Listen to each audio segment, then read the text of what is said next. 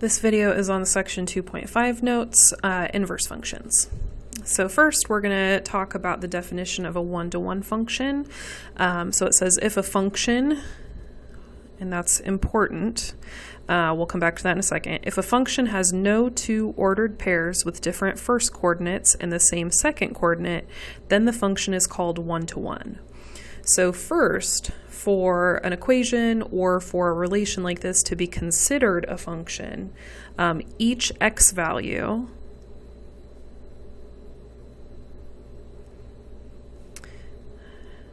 has its own unique y value. That means that in a function, if you plug in 2 and get 5, then you can't plug in 2 and get -7. You have to plug in 2 and get the same unique y value every single time.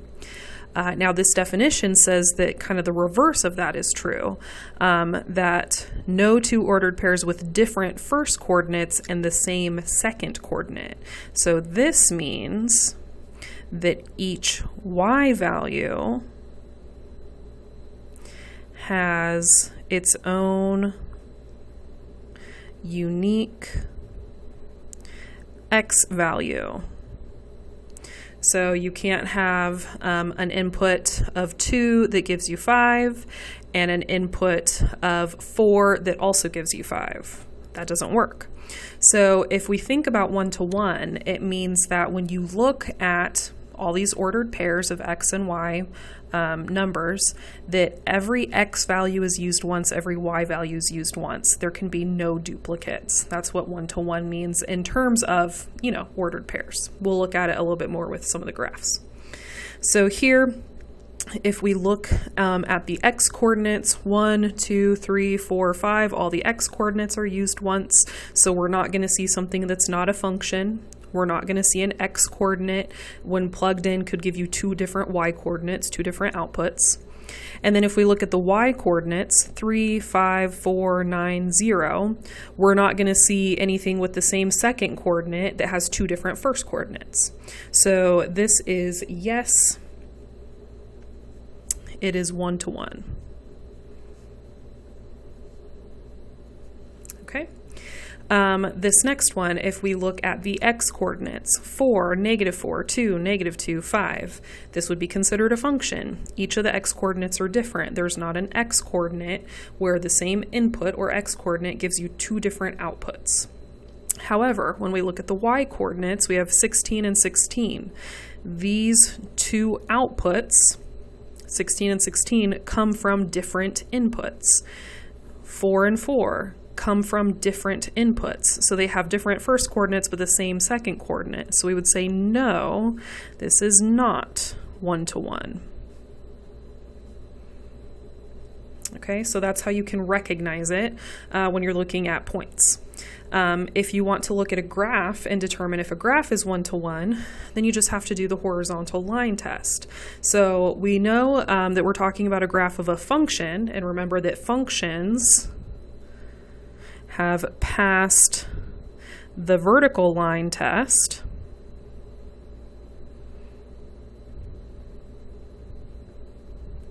So if the horizontal line crosses the graph of a function at no more than 1 point, then the function is one-to-one.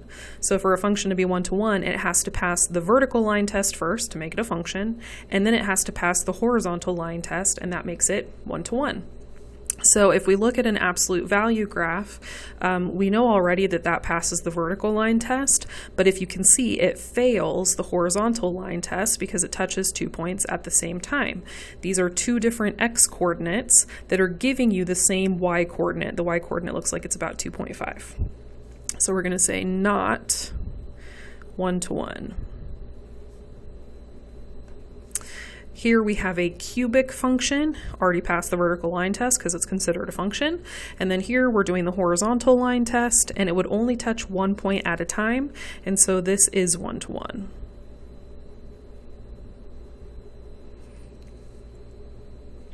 All right, down here, they say consider these 3 equations and think about whether or not they're one-to-one. So first of all, are they functions?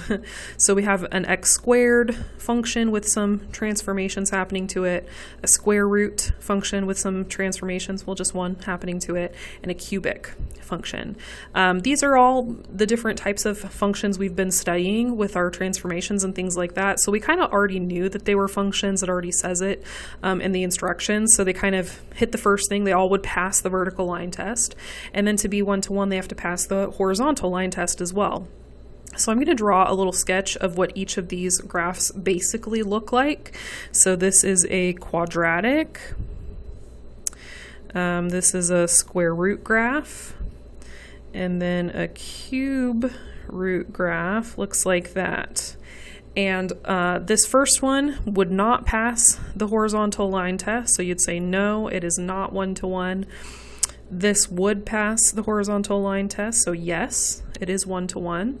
And then this would pass the horizontal line test. It's only going to touch 1 point at a time, and so yes, it is one-to-one. All right, so why do we care if something is one-to-one? And the reason we care is because if a function is one-to-one, then you can find the inverse. You say it's invertible. So the inverse of a one-to-one function is the function f inverse, where the ordered pairs of f inverse are obtained by interchanging the coordinates in each ordered pair of f. The summary of that is if you can take the inverse of something, trade the x and y. That's like the big thing about inverses. Trade the x and y, and trade all the x's and the y's. Everything that used to be a y becomes an x. Everything that used to be an x becomes a y. And we'll see just how deep that goes throughout these notes. So it says determine whether this relation is invertible. So determine if it's one-to-one, and then if it is, find the inverse. So to be one-to-one or to be invertible, each x and y have to have their own unique corresponding value. There cannot be duplicates of either. No duplicate x's, no duplicate y's. So 3, 5, 7, 9, all the x's are unique. None of the x's have multiple outputs for y's for the same x value. And then if we look at the y's, 1, 2, 4, and 8, those are all unique as well. There's not a y coordinate that has multiple x coordinates that give that same y coordinate. So here we would say yes, it is one-to-one. So it is invertible. Okay, and the inverse is 1, 3, 2, 5, 4, 7, 8, 9. All right, on the next page. So here we have this relation, which is a function. They're saying find the inverse. I don't do gotcha questions, so if they tell you to find an inverse, it's because you can. So we're going to find the inverse of this just by trading the x and the y coordinates. So 3, 1, 4, 2, 7, 5. Okay, so f inverse of 3 says if you take the inverse function and put an input of 3, what is the output? Or if you plug in an x value of 3, what is the y coordinate? So if you have an x coordinate of 3 in the inverse, the y coordinate is 1, so this gives you 1 as a result. Over here, this is a composition, so it says f inverse of f of 1, f inverse of f of 1. So the first thing we're going to do is just figure out what f of 1 is. So I'm going to look at the original function. When I plug in 1 for x, I get 3 for the y coordinate. So this is 3. And then we're finding f inverse of 3, which is what we just did. If you plug in 3, you get 1. So this is 1. And if you recall from your previous math experiences what the word inverse means in math, those are operations that undo each other. So the inverse of addition is subtraction, the inverse of multiplication is division, the inverse of squaring something is square rooting it, and so on. There's other inverses that you learn about in more advanced classes. So here, if we had the inverse function and the function, they should cancel each other out, which is why you end up with 1. All right, so next we're going to look at how to find inverse functions. So if you're given an equation that is a function, can you find the inverse function for that? Can you find the inverse of that whole function?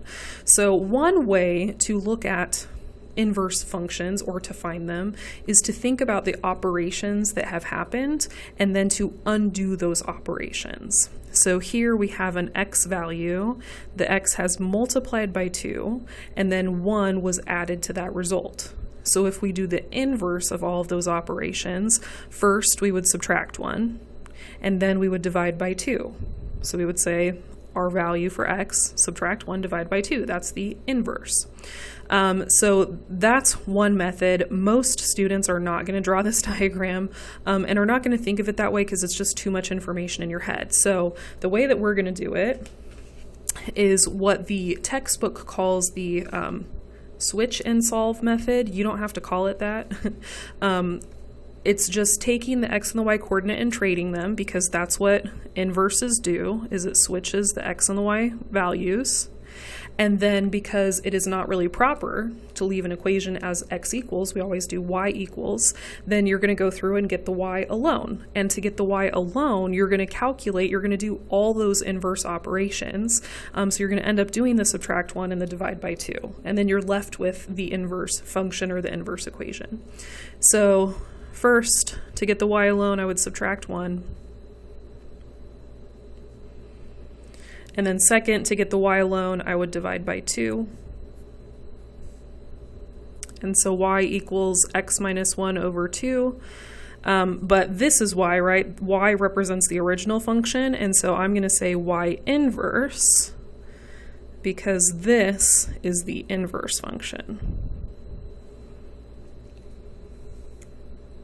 Okay, so similar idea here. If you have some number raised to the third power, and then you add 5 to it, and then you divide the whole thing by 2, we could find the inverse of that by undoing each of those operations. So since the last thing we did was divide by 2, then the first thing we would do is multiply by 2.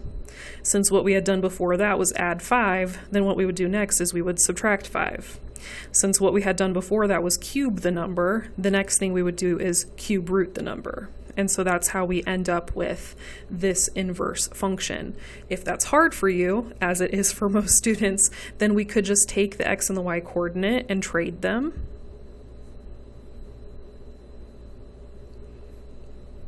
And then take the inverse of each operation, undo each operation until we get y alone. So I'm going to multiply by 2.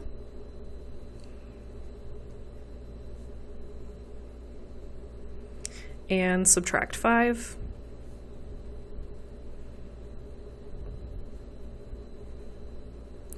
And then I'm going to go ahead and cube root. And so I have y equals the cube root of 2x minus 5. And it's not y, this is y. This is the inverse. So I'm going to write y inverse equals what I just found. Okay, so basically, the switch and solve method that you don't have to know the name of, you can just say, trade x and y and solve. If it's written in function notation, then we're going to do this first step where we're going to say, okay, f of x is actually y. But we're going to trade the x and y, and then we're going to solve the equation for y, and then we just make sure that our final answer has the inverse notation. This last step says check the domain of f and blah, blah, blah on the range. Honestly, I would just scratch that out. I've never known anyone to actually do that, so I'm not going to require that of you guys either. Okay, so let's just walk through this process. We don't have to see the diagram. We don't have to think about what operations were happening. We can just do this. So I'm going to trade the x and the y. And then the first thing I can undo is I can add the 3 over.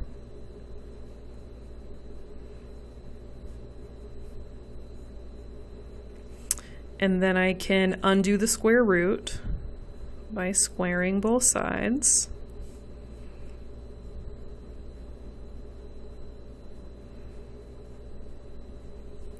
And then I can undo the plus 2 by subtracting 2.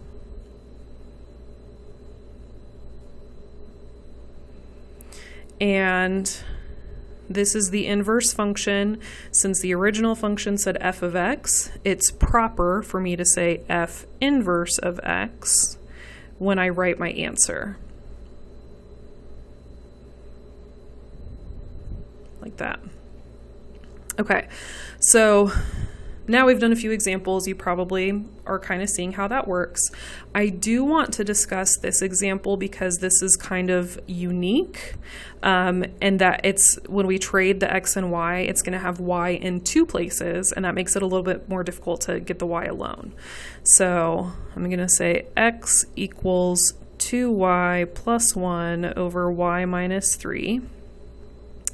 And the way that it looks right now, I can't just get the y alone right away. So the first thing I'm going to do, instead of trying to get the y alone, is I'm just going to make it so the right side is not a fraction anymore.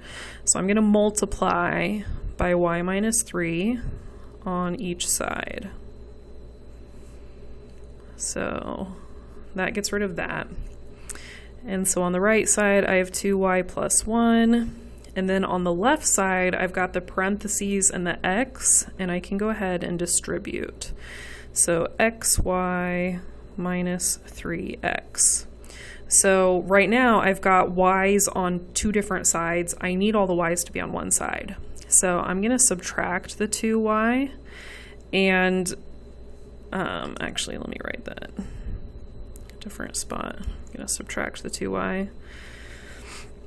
It doesn't matter which side you move them to. I just moved it because that would, I don't know, it felt right. Your answer will be equivalent to somebody who chose to move the xy to the right side. Everything would just be written backwards, but they would still be the same answer. So I move the y to that side, and then I'm going to take the 3x and I'm going to move it to the right side because I only want y's on the left side. Anything that doesn't have a y, I don't want to be over there. So I'm going to add that over here. Okay, so I have xy minus 2y on the left, and then on the right I have a positive 3x and a positive 1. So now what I can do is I can factor out the y because each of these terms has a y in it. So factor out the y, and that leaves me with x minus 2. So I was just thinking of the y as a GCF. Take out that GCF. Okay, and then to get the y alone, I can take this group, x minus 2, that's being multiplied, and I can just divide it over to the other side. So y equals this fraction, and it's not y, it's actually f inverse. So f inverse of x is 3x plus 1 over x minus 2. And just a fair warning, this is a really good example of using inverses at the Math 171 level. Very appropriate for this, so you can expect to see it on an assignment, you can expect to see it on an exam. Okay, so this is it's probably about as difficult as these are going to get, but I do want you to know how to do it. Okay. And then this last one for this little section says, is f of x equals x squared invertible? If so, find the inverse. If not, define the domain so that it would be invertible and then find the inverse. So it's telling us to just look at the parent function for x squared. And the parent function for x squared looks like this, which is not invertible. It passes the vertical line test, so it is a function. It does not pass the horizontal line test. So it is not something you can find the inverse of. So we're going to say not 1-to-1, not invertible. However, we could define the domain so that it is invertible by cutting part of the parabola away, just only considering part of it. So what is pretty typical for people to do is they consider the positive version of, not the positive version, but the right half of the parabola, because that is where the domain is positive numbers. So they would say, if we take just the right side and we erase the left side, we are left with something that is invertible.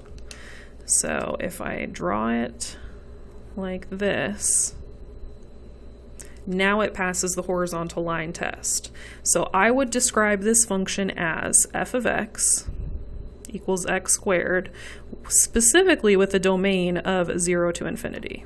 So what I did is I cut off the left half because that was a problem. It made it so it didn't pass the horizontal line test. So if this is what I have, now I can go ahead and find the inverse. So I'm going to take this, I'm going to trade my x and my y. So the f of x, that's my y. So I've got x equals y squared. And then all I have to do is solve for y. So I'm going to square root and square root. And what I have here is, remember, whenever we take the square root, we always end up doing the plus minus, right? So the squared and the square root cancel. So I get y equals plus minus square root x. But that plus minus is a problem because if I was to graph that, it would not be a function. If I was to graph this, I'm going to draw this little picture down here. If I was to graph this, it would be a positive square root graph and a negative square root graph, and that does not pass the vertical line test. So what we have to look at with this is say, well, which of these pieces did I keep? Did I keep the positive version or did I keep the negative version? And you have to think about which one makes sense for your graph. So we're actually going to talk about this next. But for this particular example, we actually kept the positive version. And I'll explain in a little bit how we know that. So we're going to say the inverse is the positive square root of x, not the negative, because then it wouldn't be a function. So there's our inverse function. Okay, now if we look down here, we can see pretty much this exact example. It's slightly different. The original quadratic has been shifted up a little bit, but we're going to write down some things to describe the original function and describe the inverse. And these can help you when you're doing a problem like this, where you know, okay, I'm trading x and y and I'm solving for y, but I have a plus minus here, and how do you know which one to choose? So I'm going to go back over here and we're going to just look at some information that we get from the function and from the inverse.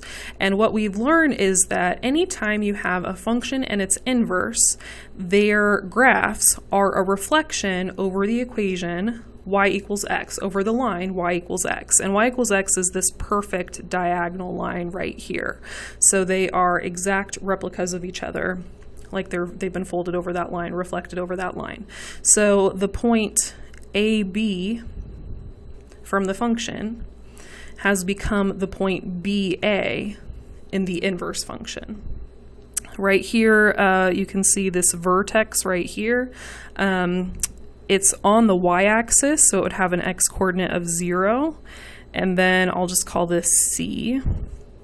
So on the function, it would have been 0C, which is a y-intercept. But if we look over at the inverse, it would have been right here. It would have been C0. The x and the y coordinates would have traded, and then it's not a y-intercept, it's actually an x-intercept for the inverse function. Okay, if we look a little bit further, we can see that for the original function, the domain is the furthest left the graph goes is 0. The furthest to the right the graph goes is infinity. So the domain is from 0 to infinity. And then the range is from C up to infinity. So the furthest down that the graph goes is C. The furthest up that the graph goes is infinity. Okay, and so now we can kind of compare that to this other graph over here, and we can say, let's find the domain and the range. The domain on this one would be left to right, c to infinity. The range would be from down to up, it would be 0 to infinity. So if you have points, you trade the x and the y from the original function to find the inverse. Something that was a y-intercept in the original function would be an x-intercept in the inverse. The domain which described the x values in the original function would describe the y values of the inverse. The range which described the y values of the original function would describe the x values of the inverse. So you can use this idea to help you with this problem. If you trade your x and your y equals plus or minus the square root of x. I know it's this part and this part. I'm not sure which one to use. Well, the domain of the original function was 0 to infinity, and so the range of the answer that I have should be 0 to infinity. And the one that's 0 to infinity is this one right here, which is the positive version. So it can help you choose which one. Now, when we chose to say that to make this invertible, we said let's take x squared and let's use a domain from 0 to infinity. That was just one option to fix this problem. We also could have fixed the problem by saying, well, let's use the left half, which would have been a domain of negative infinity to 0, and then the inverse function would have been the negative version. So there's two different ways that we could have done this example problem, depending on if we wanted the positive or the negative version. Both would be right. All right. Once you have learned about inverses, you can take the inverse. Now they want us to verify whether two functions are inverses. And you don't verify by just, oh, let me just sit down and find the inverse by hand. That's not how you verify. The way that you verify is you compose the functions. You take f, and if you have f and g and you're trying to decide if they're inverses, you take f and plug it into g, you take g and you plug it into f. And if they're true inverses, then when you plug them into each other, all of the operations will cancel and all that will be left is x. And that's how you know that they're inverse functions. So we're gonna try it on these two examples just so we can see what it looks like. First, we're gonna do f of g of x. We're going to take f as the outside function and put g inside. And then we'll watch as the operations are kind of undoing themselves. So the cube root and the cubed are canceling, and we get x plus 1 minus 1. Then the plus 1 and the minus 1 are canceling, and we get x. Okay, so they're probably inverses. We have to do it the other way as well. So we're going to take g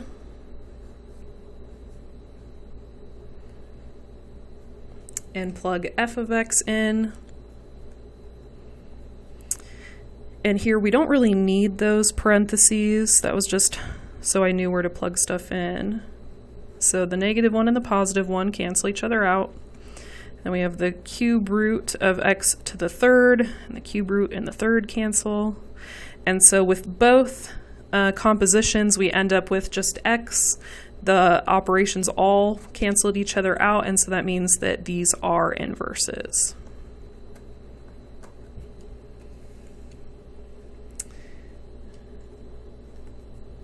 We'll do this one the same way. Start with f of x. Plug g of x in. That's a parenthesis.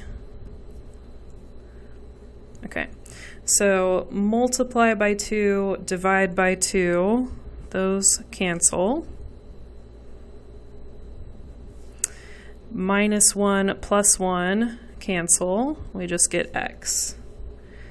And then we'll do it both the other way, both ways. So x minus 1 over 2. So the plus 1 and the minus 1 are going to cancel. I'm going to rewrite this without the parentheses. Okay, plus 1 and minus 1 cancel. 2x divided by 2 times 2 and divide by 2 cancel. We just get x. So these are inverses. Sometimes a student will ask me, you know, if you do the first one and it's just x, can you assume the second one is going to be x as well? And honestly, I've never seen a situation where it's not true. However, the definition says both ways have to be true. And so that means you have to do it both ways, because that's the definition. That's why it works. So make sure when you do these that you do f of g and g of f, just to be, you know, crossing all your T's and dotting all your I's.